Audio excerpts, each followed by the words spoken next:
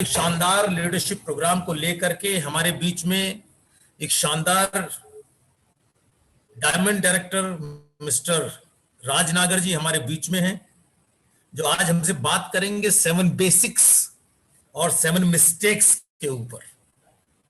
और जितने भी दोस्त हैं उनसे मेरा अनुरोध है कि इस बिजनेस की ये आन बान शान है, आपकी बिजनेस में आप कितनी ऊंचाइयों तक पहुंचेंगे ये इन्हीं दो आधार स्तंभों के ऊपर निर्भर करता है दोस्त।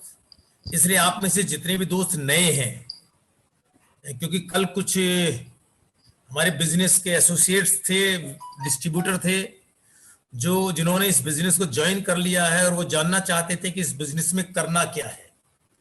और कल उनको एक भरोसा दिया था कि बहुत ही जल्दी आपको ये जानकारी मिलेगी कि इस बिजनेस में करना क्या है। तो आप में से जितने भी दोस्त अभी इस समय जूम ऐप पर हैं और करीब 38 के आसपास लोग हैं, मेरा आप सबसे अनुरोध रहेगा कि आप विद कॉपी और पेन बैठिए आज के प्रोग्राम में, जिससे आप एक एक चीज को नोट कर सकें और ये आपके बिजनेस को बहुत बड़ा कर सके। तो अभी अपने पास 1 मिनट का समय है, क्योंकि अगले 1 मिनट बाद हम लोग हैंड ओवर करेंगे राजनागर जी को आज का टॉपिक।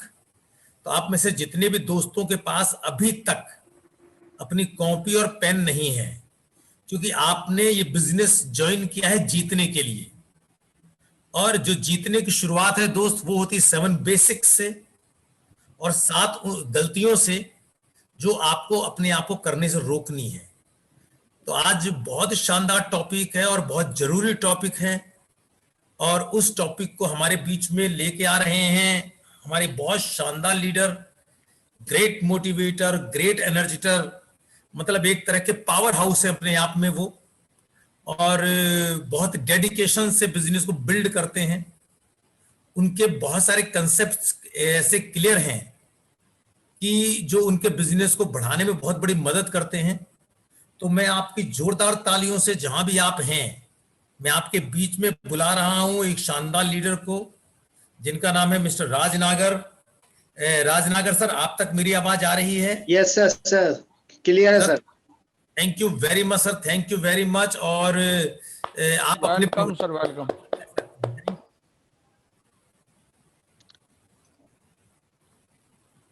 हेलो, हाँ शुरुआत कर लें सर, आवाज आ रही है। Okay sir, okay. Thank you sir, thank you. आज का जो मुझे जानकारी देने का मौका मिला है उस 7 बेसिक जो कि इस बिजनेस का पार्ट है, बहुत मजबूत है। सबसे पहले मैं आपको अपना परिचय दे देता हूँ। मेरा नाम राजनागर है, बेसिकली बम्बावट गांव के रहने वाले हैं और इस बिजनेस के स्टूडेंट है, इस काम को सीख रहे हैं। 7 बेसिक्स बहुत जरूरी है वेस्टीज के अंदर, और 7 बेसिक्स में पहला बेसिक्स है यूज द प्रोडक्ट। आपको प्रोडक्ट को यूज करना है। अगर आप प्रोडक्ट यूज करेंगे तो आपके अंदर कॉन्फिडेंस आएगा, विश्वास आएगा और आप कॉन्फिडेंस से बता पाएंगे। अगर आपने प्रोडक्ट यूज नहीं किया और किसी को बताने लगे प्रोडक्ट बहुत बढ़िया है, चाय बहुत बढ़िया है, कोई व्यक्ति कहने लगा चाय आप कैसी बात कर रहे हो, चाय में से बदबू आ रही थी, चाय तो खराब है, तो हम उस पर विश्वास कर सकते हैं, ठीक है। लेकिन अगर हम प्रोडक्ट यूज कर लेंगे, भाई साहब आप कैसी बात कर रहे हैं, हमारी चाय इतनी बढ़िया है। एक दिन जो है शर्मा जी चाय पे आए थे और उन्होंने पूछा चाय बहुत बढ़िया कौन सी है, तो हमने कहा जेटा टी है।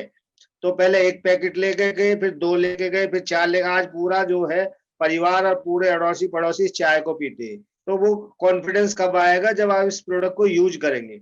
और 100% यूज करना, ठीक है, नॉट ए एक्सक्यूज कि मैं इस प्रोडक्ट को यूज करूंगा, इसको नहीं करूंगा, ये प्रोडक्ट ऐसा है, ये वैसा है। अगर आपको बहुत बड़ा बिजनेस करना है तो आपको 100% प्रोडक्ट को यूज करना पड़ेगा, क्योंकि प्रोडक्ट इस बिजनेस की आत्मा है। अगर आप आत्मा ही खत्म हो गई तो फिर कुछ नहीं होगा। तो प्रोडक्ट के यूज करने से आपके अंदर विश्वास आएगा, और विश्वास आएगा तो आप कुछ भी कर जाओगे और तभी इस प्रोडक्ट को शेयर कर पाएंगे। सेकंड पार्ट है हमारा शेयर द प्रोडक्ट। हमें इस प्रोडक्ट को शेयर करना है, ठीक है। लेकिन शेयर करने में आदमी को के 3 सबसे बड़े दुश्मन है। पहला है शर्म, दूसरा है शक और तीसरा है डर। व्यक्ति के अंदर एक शर्म होती है कि यार लोग क्या कहेंगे, क्योंकि हजारों लोग, लाखों करोड़ों लोगों को ये लोग क्या कहने बर्बाद कर दिया है। सबसे बड़ा है रोग और क्या कहेंगे लोग।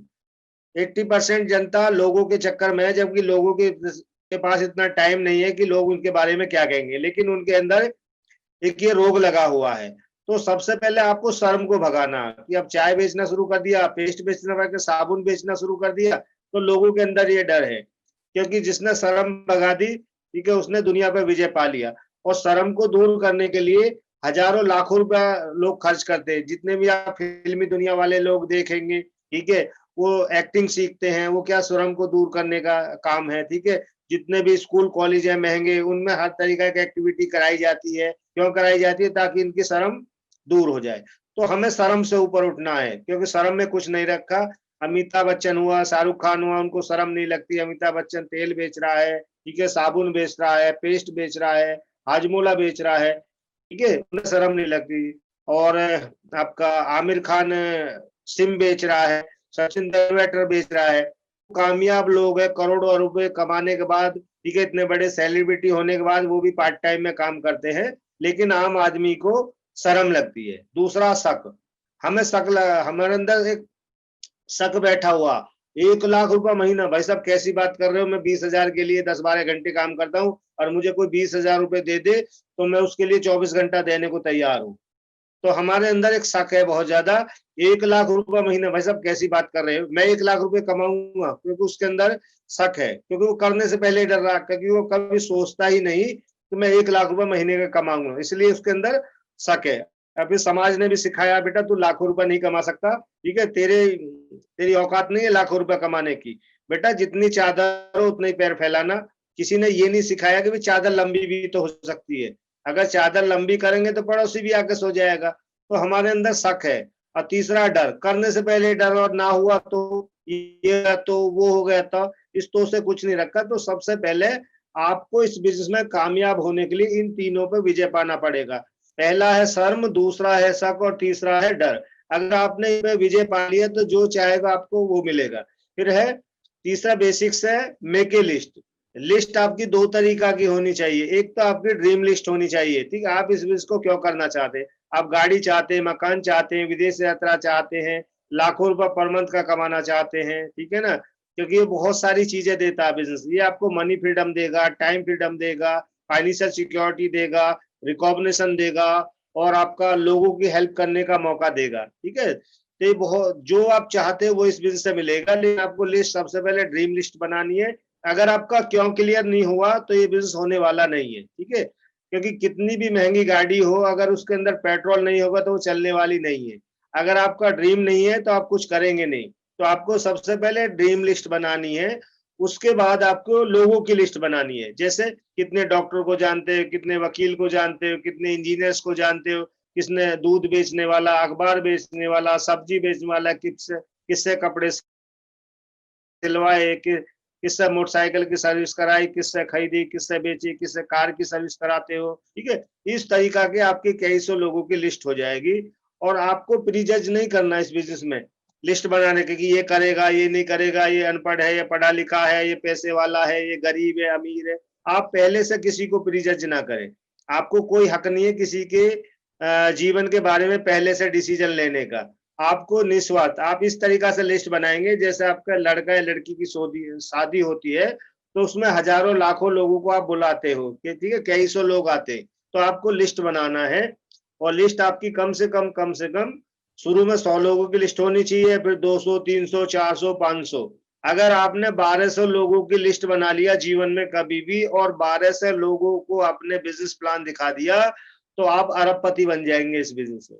क्योंकि दुनिया के सबसे पहले जो अरबपति हैं बिल गेट्स, तो उन्होंने कहा था कि मैंने 1200 लोगों को प्लान दिखाया, 1200 में 900 लोगों ने नो कर दिया, 300 आए, 300 में से भी जो है 97 लोगों ने काम शुरू करा, और उसमें से लास्ट में 12 लोग रह गए थे, और 12 ने मुझे अरबपति बना दिया। तो आपको लिस्ट बहुत बड़ी होनी चाहिए, ठीक है, जिससे कि आप कहेंगे कि ये आदमी काम करेगा, इसका बहुत बड़ा जान पहचान है, ये बहुत बड़ा करेगा, वो कुछ नहीं करेगा।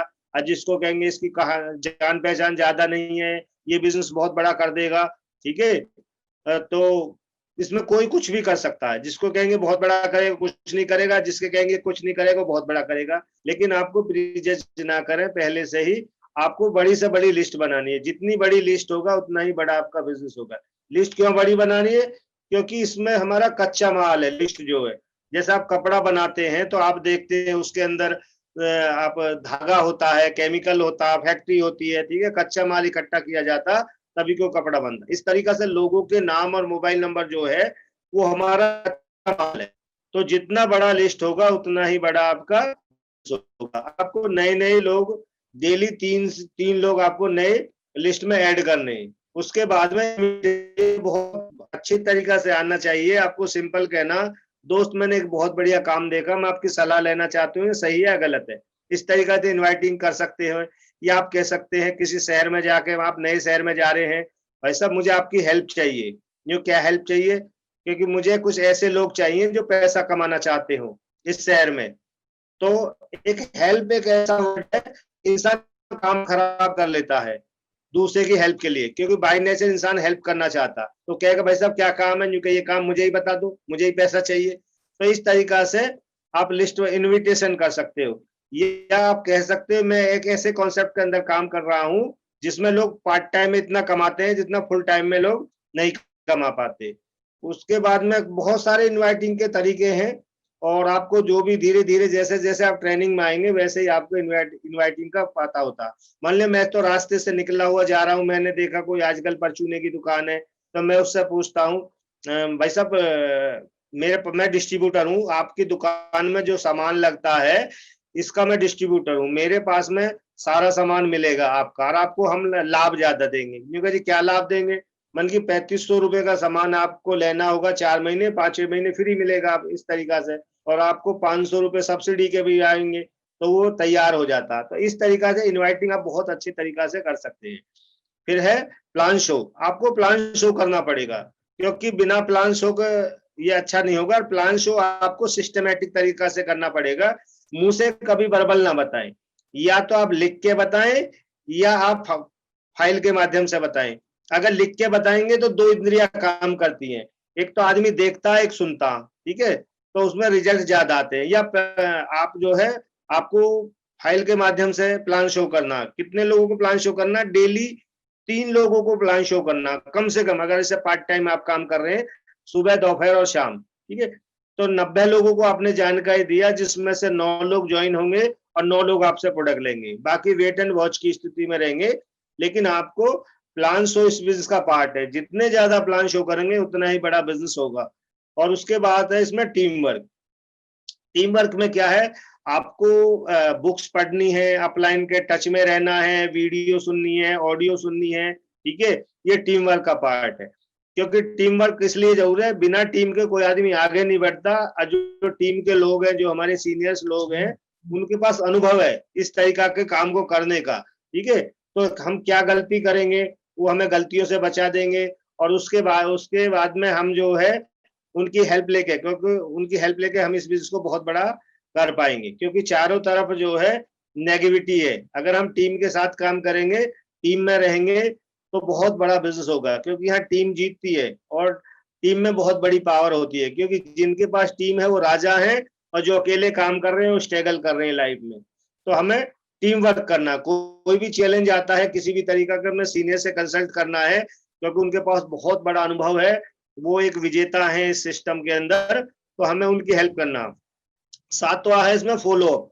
फॉलोअप मीन्स होता पीछा करो। फॉलोअप जो है बहुत जरूरी है, क्योंकि 90% रिजल्ट जो आते हैं इसमें फॉलोअप से आते हैं, और 10% बाकी काम से आते हैं, प्लान दिखाने आते हैं। क्योंकि जो लोग बड़ा बिजनेस करेंगे वो आसानी से आएंगे नहीं इस बिजनेस में। आप देखेंगे 3 तरीका के लोग होते हैं। 10% तो वो लोग होते हैं जिन्हें आप प्लान दिखाते हो और वो तुरंत ज्वाइन करते हैं, वो अच्छे लोग हैं, ठीक है, वो पॉजिटिव लोग हैं, वो हमेशा मौके की तलाश में रहते हैं।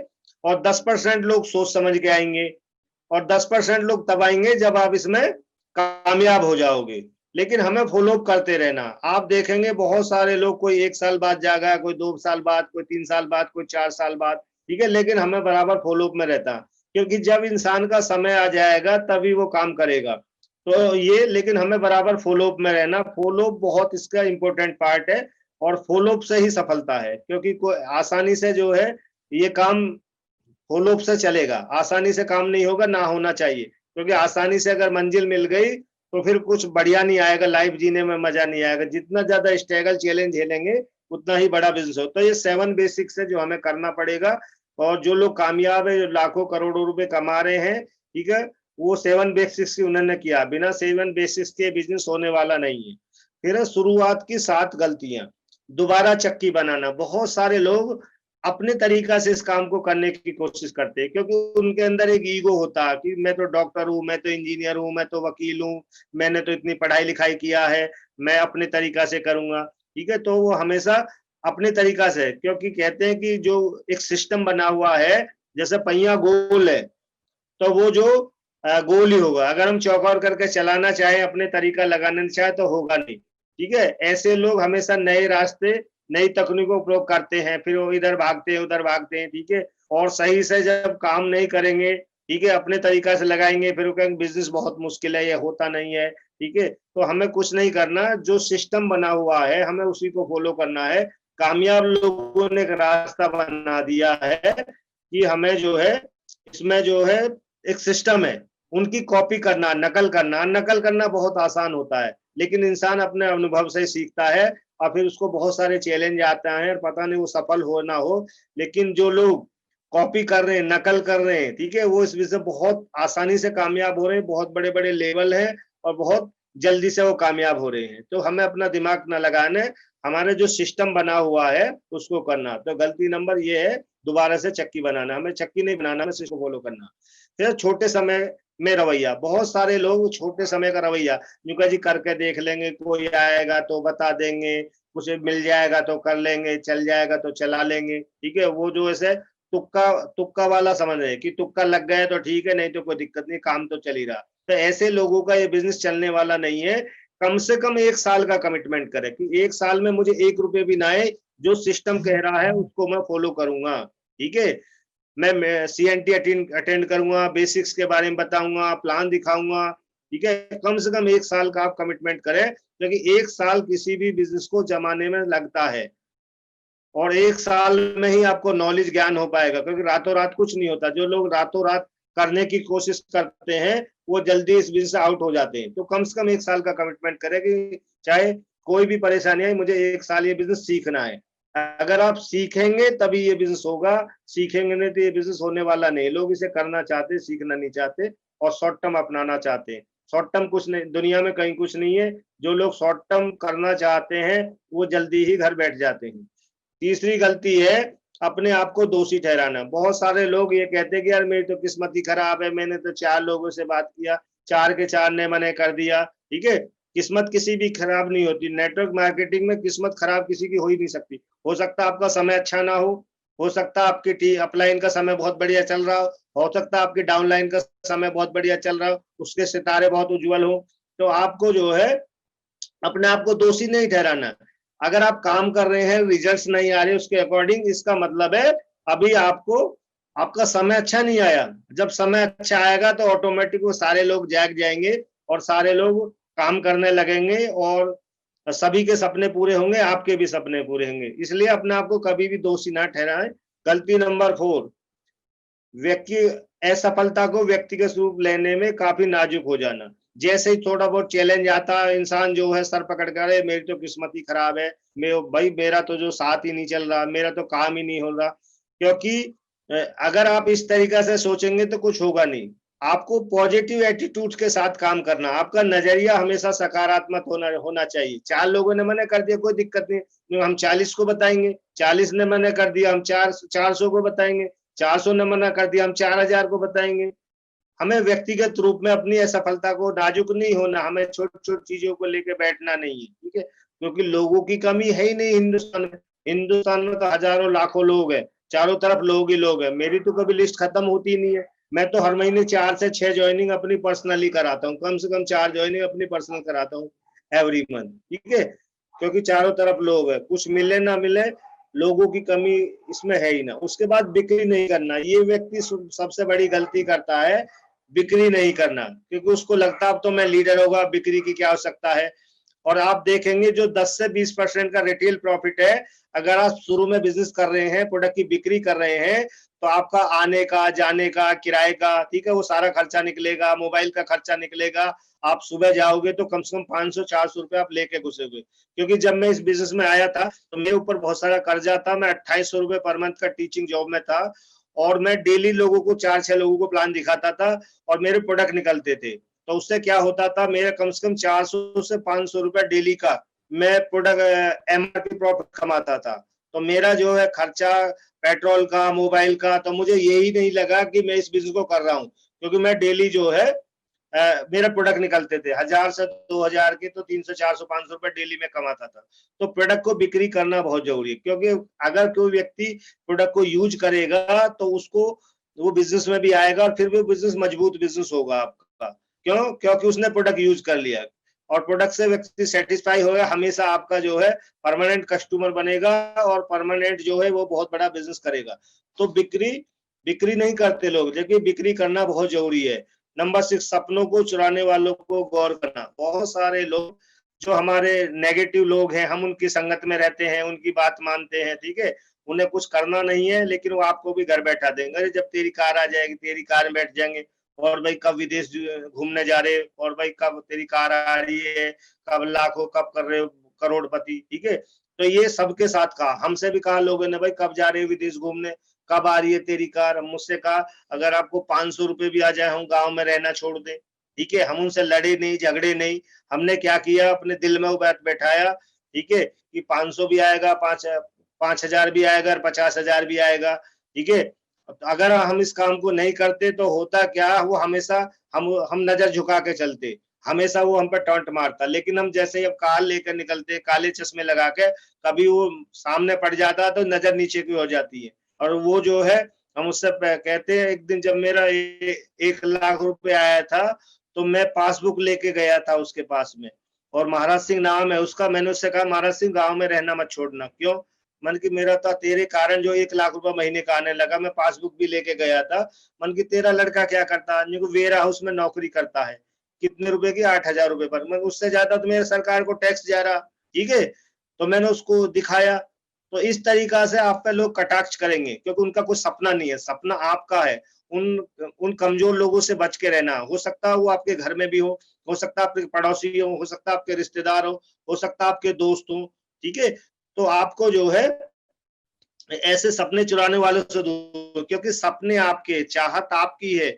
आपको अपने बच्चों को लाइफ स्टाइल अच्छा देना, उन्हें विदेश घुमाना, नई नई गाड़ियां खरीदनी है, समाज में मान सम्मान पाना है, ठीक है। अपने अपने गांव गांव में लोगों को रोजगार देना, क्षेत्र में रोजगार देना, देश के लिए टैक्स जाना है। जब आप लाखों करोड़ों रुपए कमाएंगे, अगर टैक्स जाएगा तो उसके बाद में अच्छे रोड्स बनेंगे, हॉस्पिटल्स बनेंगे, ठीक है ना, अच्छे स्कूल्स बनेंगे, ठीक है। तो हमें उन लोगों की चिंता नहीं करनी जिनके कोई सपने नहीं है, जो जीवन में कुछ करना नहीं चाहते। हमें उनसे बच के रहना। और नंबर 7 है, अपने स्पॉन्सर को अपशब्द। बहुत सारे लोग अपने स्पॉन्सर को अपशब्द कहते हैं, ठीक है, उसकी बात नहीं सुनते। वो कहता है मीटिंग है, मीटिंग माना, अच्छा मीटिंग हो गई, नए प्रोडक्ट लॉन्च हो गए, इस तरीका से वो बातें करेगा। वो कहेगा मेरा साइड मेंटेन करवा दो, नहीं तो मैं बिजनेस छोड़ दूंगा। अरे छोड़ दे, क्या फर्क पड़ रहा? अगर आप छोड़ दोगे तो उससे कौन सा, उसके पास तो हजारों लाखों लोग हैं और नए लोग आ जाएंगे। कभी भी अपने स्पॉन्सर को अपशब्द ना कहे, ठीक है। जो कुछ, हमेशा उसकी इज्जत करें, क्योंकि आपका जो अपलाइन है, आपका जो स्पॉन्सर है, वो एक विजेता है, वो एक नेता है। आप जैसे हजारों लोगों को वो तैयार कर देगा। उसके पास लोगों की कमी नहीं है, लेकिन वो चाहता है जब आपने बिजनेस ज्वाइन करा है और आपका अपलाइन का तो बिल्कुल बात काटना ही नहीं चाहिए, उसके बारे में कभी बुराई नहीं करेगा आप, क्योंकि अपलाइन तो वो है, अगर आपको उसकी आवश्यकता पड़ रही है और उसका बच्चा भी बीमार है, तो बच्चा बीमार को छोड़ के वो आपके लिए प्लान दिखाने आएगा, आपकी हेल्प करने आएगा। और आप अपने नेता को या अपने अपलाइन को अपशब्द कहना, इसका मतलब अपलाइन मीन्स होता गॉड, और गॉड के ऊपर जो गॉड के नीचे माता पिता और माता पिता के नीचे अपलाइन, ठीक है। अगर आप अपलाइन को अपशब्द कह रहे हो तो आप जो है गॉड का एक तरीका से निरादर कर रहे हो। और जो व्यक्ति गॉड का, भगवान का निरादर करता है, उसके जीवन में कभी खुशी नहीं आती, उसके जीवन में कभी पैसा नहीं आता। अपलाइन का हमेशा इज्जत करें, चाहे वो आपको हेल्प करे या ना करे, ठीक है, तब भी, क्योंकि उसने आपको वो दे दिया है। आपके अंदर हिम्मत और हौसला होना चाहिए कि आप जो है, आप इस समाज के लिए और अपने लिए बहुत बड़ा कुछ कर पाएंगे। तो ये 7 मिस्टेक्स है जो हमें करना है। और लास्ट में मैं एक कहानी के माध्यम से अपनी वाणी को विराम दूंगा। एक बार ऐसा होता है, आपके वो गुरु नानक अपने शिष्यों को लेके प्रचार प्रसार कर रहे थे, और एक दिन उस गांव में जाते हैं, और गांव में जाने के बाद में वहां अच्छी अच्छी बातें करते हैं, लेकिन वहां के गांव वाले लोग जो होते हैं ना तो उनकी बातें सुनते हैं, ना उन्हें खाने के लिए देते हैं, ना पानी पीने के लिए देते हैं। और लास्ट में जब वो वहां से जाते हैं तो उनसे कहते हैं बसे रहो। उसके बाद फिर वो अगले गांव में जाते हैं, वहां प्रचार प्रसार करते हैं, अच्छी अच्छी बातें करते हैं। वहां के लोग बड़ा सम्मान करते हैं, उनका बड़ा प्यार करते हैं, बड़ा खाने को देते हैं, बड़ी ध्यान से उनकी बातों को सुनते हैं। और लास्ट में जो है जब वो वहां से चलने लगते हैं तो वो कहते हैं कि उजड़ जाओ, कोई बात नहीं। वहां के बाद वो शाम को जो उनके शिष्य होते हैं वो कहते हैं, शाम को जो उनके शिष्य है वो कहते हैं, गुरुजी एक चीज बताइए, जिन लोगों ने आपका अपमान किया, आपकी बात नहीं सुना, ठीक है, और आपको खाने के लिए नहीं पूछा, उनसे कहा कि बसे रहो। जिन लोगों ने आपका सम्मान किया, प्यार किया, ठीक है, आपकी बातों को ध्यान से सुना, उनसे क्या उजड़ जाओ। तो गुरु नानक ने कहा था क्योंकि ये बुरे लोग हैं, ये जहां जाएंगे वहीं गंदगी फैलाएंगे और लोगों को, समाज को बुरा करेंगे, इसलिए कहा बसे रहो। क्योंकि ये अच्छे लोग हैं, ये जहां जाएंगे वहीं पे जो है ये खुशियां फैलाएंगे, ठीक है, लोगों का भला करे, इसलिए उजड़ जाओ। तो मैं आपसे एक ही चीज कहूंगा कि आप भी उजड़ जाओ और संसार में लोगों के दिलों में खुशियां, प्यार, मोहब्बत और वो भर दो, क्योंकि आज बड़ी मुश्किल से हमें मौका मिला है, लोगों के अंदर आग धधक रही है, वो रास्ता होना चाहिए। Thank you sir.